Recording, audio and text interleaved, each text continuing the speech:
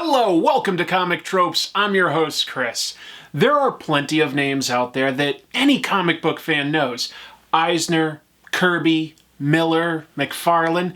But just as important are the names of talented creators that didn't necessarily become big names in and of themselves, but helped elevate the art form. Today I want to talk about one of these potentially forgotten or at least overlooked creators, Matt Baker. He was a supremely talented artist that worked on comics in the 40s and the 50s, and he worked on a lot of important comics. Comics that featured the first black hero, comics that formed the basis for graphic novels, and comics that were debated by Congress when they were worried about comics that would cause delinquency among the youth of America. So today, let's talk about Matt Baker. Please consider hitting like and subscribe so that you can get more of this great content. And without any further ado, let's dive in.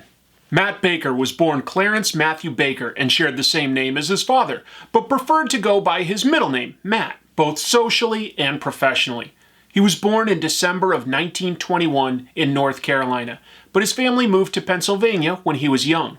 In his 1940 high school senior yearbook, Baker listed his ambition to be a commercial artist and his avocation as drawing, showing that he had a goal in mind from a young age, one he succeeded at. He and his older brother John moved to D.C. about 2 years after Matt graduated high school, and he worked at the Navy Department. This was after America's entry into World War II, but Matt had a heart defect that prevented him from serving.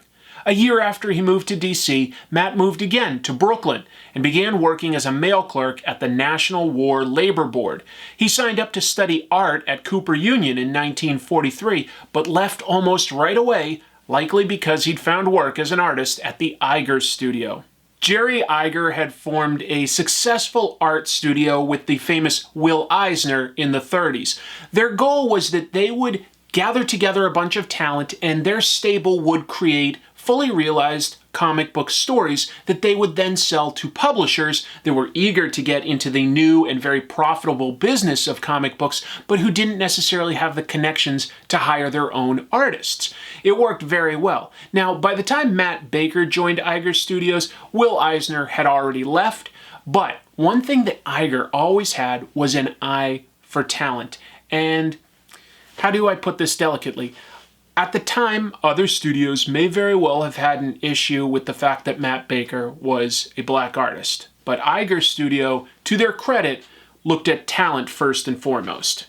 Baker was highly respected by his peers and has come to be considered one of the best artists who handled good girl art.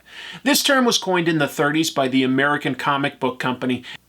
Good girl art was popular throughout the 40s and 50s, and Matt Baker excelled at illustrating gorgeous women who had realistic looks and poses, although often skimpy attire. One of his studio mates at Iger's studio was Al Feldstein, who went on to be a writer, artist, and editor at EC Comics in the 50s and edited Mad Magazine up through the mid-80s. Feldstein spoke about Baker's talent, saying, quote, "Although I inked a lot of his pencils and I learned a lot about drawing voluptuous women from him, I never really got to know him that well. As I recall, he was treated as an equal by all of us, which his unique, special, and outstanding talent demanded. He was well respected for that talent." Baker was given his own feature called Sky Girl, which was a story in the anthology Jumbo Comics. It featured Ginger McGuire, a feisty red-headed stewardess who got into all sorts of adventures. Previously illustrated by Alex Blum, Baker gave her a makeover that made her much more sexy and glamorous. Baker's first published work was likely a Sheena the Jungle Queen story in Jumbo Comics 69 from 1944, although it's hard to confirm since the Iger Studio comics rarely featured artist credits. At the time, there were a lot of jungle heroes, but all of them were white. One exception was a character Baker illustrated, Vuda, the first black hero from comics produced by white people, and a full 2 years ahead of all Negro comics, which were comics made exclusively by black creators. Vuda appeared in Crown Comics number 3. If there was any doubt that this was a coloring error, issue number 4 made it clear that Vuda was intended to be black. However, the character appeared on the cover of issue 5 and was portrayed as white. He was still black inside, but the publisher was likely hedging their bets as to whether the character would take off and didn't want to upset any newsstand distributors. The character was consistently colored as a white character for issues number 6 and beyond, but for the first 3 issues, he was a black hero. Matt Baker continued to be kept very busy by Iger Studios, but he made his biggest impression in 1947 working on their character Phantom Lady. Now, Phantom Lady had originally been created by Iger Studios for their client Quality Comics, but that had stopped running in 1943. It was now 1947, and Iger Studio decided to revive the character for their new client, Fox Features Syndicate, and Baker was assigned as the artist. The original Phantom Lady wore a yellow one-piece suit that was essentially a bathing suit. So Baker updated that by using the modern equivalent. French designer Louis Réard had introduced the modern two-piece bikini in 1946. That was very much the inspiration for Phantom Lady's new red and blue outfit, far more revealing than the original. Superheroes in general were on the wane, as many comic book readers were returning from fighting in World War II and now preferred crime and romance comics over superheroes. But outside of Superman and Batman at DC Comics, Matt Baker's beautiful Phantom Lady was a standout. The art was what made the comic worth reading. Without any intentional disrespect aimed at the writers, Phantom Lady was not a very interesting superhero. Her villains were the usual gangsters and killers, although I do have a soft spot for Kurtz, the thief robot. Phantom Lady's power was her black light, which could shroud her enemies in darkness. Here's an example of her typical not-so-great heroics. In her civilian guise of Sandra Knight, the diner she works at is attacked by gangsters. While her co-worker is getting strangled, Sandra decides to run away and change into her superhero outfit. By the time Phantom Lady gets back, her co-worker is, unsurprisingly, dead. Baker's cover for issue 17, released in 1948, was used by Dr. Frederick Wortham in his 1954 book Seduction of the Innocent, which condemned comics for causing delinquency, in his opinion. But that was 6 years after Baker had worked on the comic, and he'd moved on to more highbrow fare. In 1948, Matt Baker had begun freelancing outside of Iger's studio. Archer St. John was a relatively new publisher in the comics world, and he went about hiring the best artists. Baker was hired and assigned to editor Marion McDermott, who recognized Baker's talent at drawing beautiful women and assigned him to romance titles, such as Cinderella Love, Diary Secrets, and teenage romances. He could now illustrate beautiful women in more glamorous outfits, less contrived poses, more natural and realistic stories. Baker also kept busy with other work at St. John Publishing, like authentic police cases. Working at St. John Publishing put Baker in a position where he was hired to work on a comic book that would very much form the basis for what we now consider the graphic novel. Now, a lot of Baker's contemporaries have alleged that Archer St. John and Matt Baker had an especially close relationship. For instance, one of his contemporaries, Frank Justo, thinks that they were gay, but there's really no hard evidence that that was the case. What is a fact is that Archer St. John knew that Matt Baker was talented and utilized that talent well. Matt Baker was put on an important comic. It was commissioned by St. John in 1949 and released in 1950, and it was called It Rhymes with Lust. Writers Arnold Drake and Leslie Waller called it a picture novel, which is also branded as such on the cover. It was still a traditional comic, but it was a complete story that, on top of the illustrated panels, featured a bit more text prose than was typical at the time, and it was a much longer story than was typical for comic books at the time. Baker gave the book a professional and arguably cinematic look. He had his inker, Ray Osrin, ink foreground images in heavy blacks. The backgrounds used duotone artboards to give depth and contrast with gray tones, since the book was published in black and white. While it wasn't a big seller, it looked gorgeous. By 1951, Baker was very busy at St. John Publishing, and he debuted his most popular comic at that publisher, Canteen Kate. Kate ran a canteen on a Marine base in Japan during the Korean War, but it was a comedy book with some low-key sex appeal to it.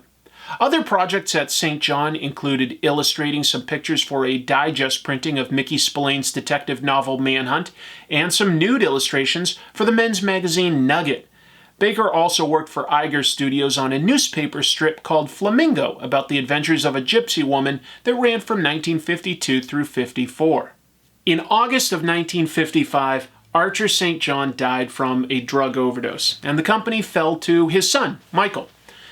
Unfortunately, Matt Baker was now out of work, and he kept himself busy with less interesting work, not necessarily the best of his career, on books like Lassie at Dell and various sci-fi stories for Stan Lee at Timely Comics. Most of Matt Baker's work in the late 50s was for what was called sweat magazines, stories full of violence and sex, stopping just short of actual nudity. His final published artwork came in Charlton's Strange Suspense Stories number 47 from May of 1960. It was a story called Redemption by Robots. It was Baker's final work because he was found dead in his apartment on August 11th, 1959. Only 37 years old, Baker had always been a heavy smoker, and it likely led to his death at a young age. Nevertheless, Baker's artwork itself is timeless. It was some of the best of its era, and oftentimes a lot superior to the stories that featured the artwork. I've got some recommendations. If you'd like to discover some of Matt Baker's artwork, I'll get into that. Let's just take a quick break to look at the fan art that came into the channel this week, and then I'll be right back with those recommendations. James Cole contributed this great piece where Infotron begs to be allowed to help, but I won't let him. This artwork comes from Vedant Pandey, who says they wanted to show my ripped physique. And finally, Carl Clark has my number. He illustrated this piece where, as usual, I can't figure out what's in the Gachapon capsule. Folks, I'm always happy to share any fan art that comes into the channel as long as it has something to do specifically with comic tropes. If you'd like to have something like that featured, you can send it in to this address, comictropes@gmail.com.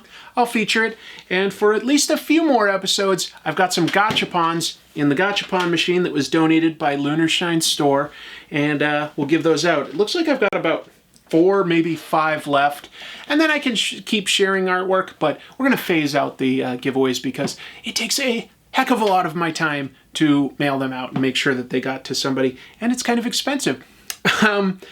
The first person that sent in artwork this week has already won a Gachapon prize, actually, so we're going to flip the Comic Tropes coin.